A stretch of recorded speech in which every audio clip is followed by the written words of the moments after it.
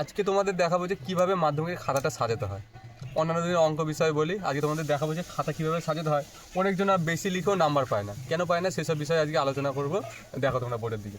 প্রথমে ফার্স্ট কাজ কী বলো তো, মার্জিন দেওয়া। প্রথমে কী করবো, মনে করো এটা একটা খাতা আঁকছি, ঠিক আছে? এটা একটা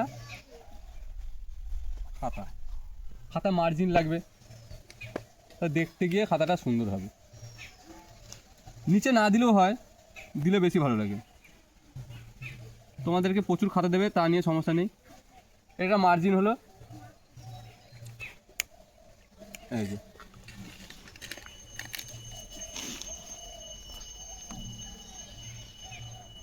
সুন্দর করে একটা কি না মার্জিন দেওয়া দরকার। এটা মার্জিন হলো, মনে করো এটা খাতা, এখানে আমি লিখবো। মনে করো অঙ্ক, মানে আজকে গণিত পরীক্ষা, আমার গণিত এক্সাম।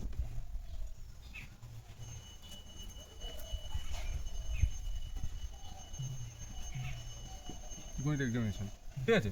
প্রথমে খাতাটা মার্জিন মাস্ট, এটা আমায় আঁকতেই হবে খাতাটা, মানে মার্জিনটা আমায় দিতেই হবে। তারপরে কী কাজ, সর্বপ্রথম আমাদের কাজ হচ্ছে কোশ্চেনটা নিয়ে, যে একের দাগে কত আছে, দুয়ের দাগে কত আছে, সেইগুলো আমরা মার্ক করব। মনে করো যে একের দাগে এই যে একটা তুমি মার্জিন করেছো, এইখানে তুমি নাম্বার পয়েন্টিংগুলো করবা। এই ভেতরের মধ্যে কিন্তু নাম্বার পয়েন্টিং করলে চলবে না, ভেতরে কোনো নাম্বার পয়েন্টিং হবে না, এইখানে নাম্বার পয়েন্টিং হবে। এগুলো হচ্ছে মার্কস পাওয়ার একটা সিস্টেম। মনে করো একের দাগের, ঠিক আছে, এ করছো, এইখানে নাম্বার দেবে, একের দাগের এ। তারপরে একের দাগের বি, এরকম থাকে তো, তোমরা সেই একটা সব সময় লিখবা, একের দাগের বি, একের দাগের সি, একের দাগের ডি, এভাবে লিখতে যাবে। গেল, এই একটা পাঁচ চলে গেল।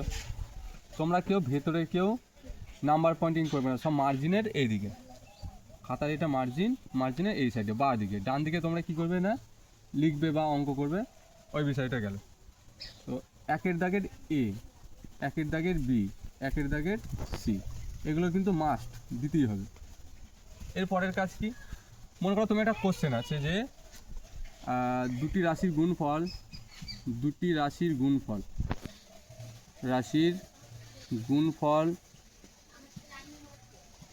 দুটো রাশির গুণফল যদি শূন্য হয় তাহলে তারা আলাদাভাবে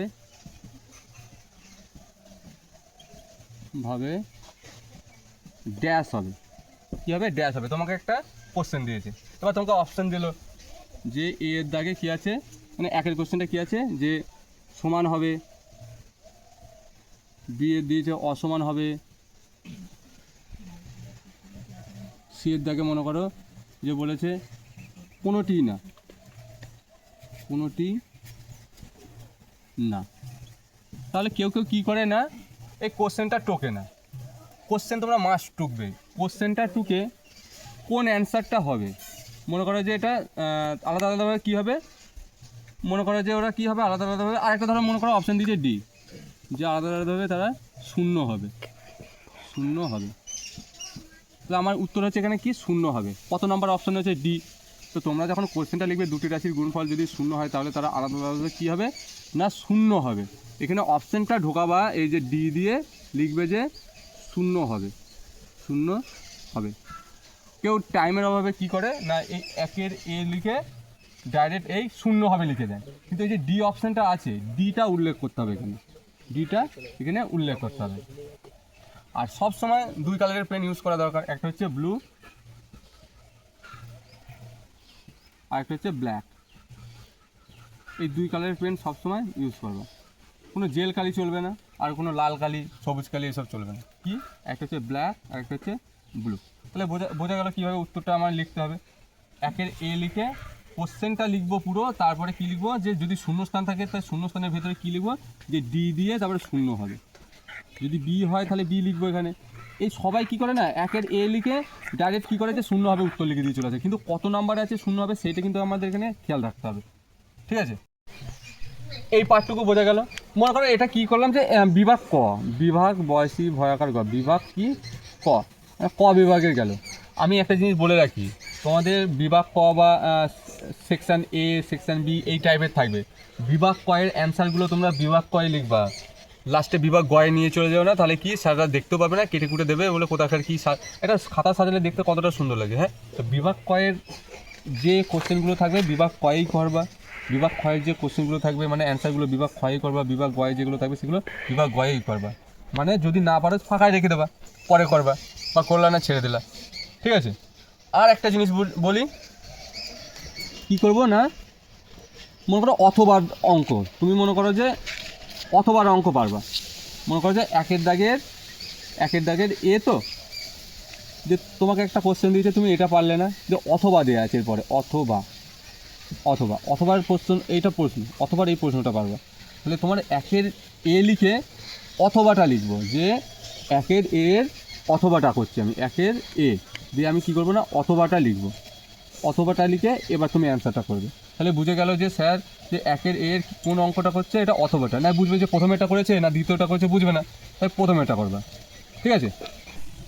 আর একটা বিষয় কী বলো তো, মনে করো যে শঙ্কু বা গোলক চ্যাপ্টার একটা অঙ্ক দিয়েছে, একটা পেজের মধ্যে ধরানোর চেষ্টা করবে। ঠিক আছে, এই পেজে যদি না ধরে তাহলে আমায় কী লিখে দেবো, এই নিচে দিয়ে লিখে দিতে হবে, কী বলো তো, নিচে দিয়ে লিখতে হবে, নিচে PTO, মানে কি এর অর্থ কি, please turn over, please turn over, মানে স্যাররা বুঝতে পারবে যে এই অঙ্কটার আর একটু পার্ট ওই দিকে আছে তো। এবার আরেকটা জিনিস বলি, মনে করো যে এই একটা অঙ্ক করে গোলকের অঙ্ক করে এই পেজে ভর্তি হয়ে গেল, ভর্তি হওয়ার পরে তোমরা একটা দাগ দিয়ে দেবে, এই যে একটা মার্ক করে দেবে, স্যাররা বুঝতে পারবে যে এরপরে কোনো অঙ্ক নেই, এরপরে কোনো অঙ্ক বা কিছু লেখা নেই, মানে এইখানেই সমাপ্ত, এই অ্যান্সারটা মানে এই কোশ্চেনের অ্যান্সারটা কি আমার এখানেই সমাপ্ত হয়ে গেছে। স্যারদের বুঝতে সুবিধা হবে না, একবার এদিকে উল্টাবে একবার ওদিকে উল্টাবে, এগুলো তো আর সেই স্যারদের নাম্বার দিতে ভুল হবে। ঠিক আছে, যতটা চেষ্টা করবে একটা পেজের মধ্যে ধরানোর চেষ্টা করবা, বা দ্বিতীয় পেজে যদি চলে যায় সেখানে গিয়ে কী করবে না একটা দাগ দিয়ে দেবে, আর ওই পেজে আর কোনো অঙ্ক করবে না, কোনো দরকার নেই ওই পেজে অঙ্ক করা, তোমার প্রচুর মানে পেপার দেবে লেখার জন্য, তো সমস্যা নেই এতে।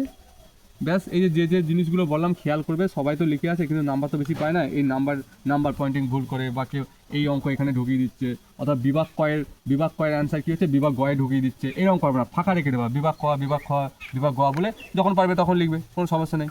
তো এত কিছু বললাম, যদি ভালো লাগে একটা লাইক আর একটা কমেন্ট করে দিও, যাতে কী হবে না ইউটিউব রেকমেন্ড করবে যে এই ভিডিওটা দেখুক, ভালো হয়েছে। ব্যাস এটুকুই।